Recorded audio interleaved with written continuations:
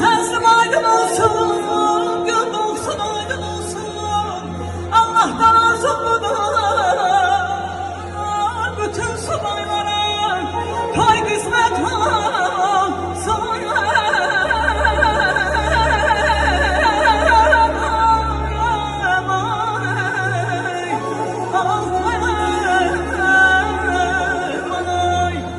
Bütün konaklarımızı rəqsə dəvət edirəm.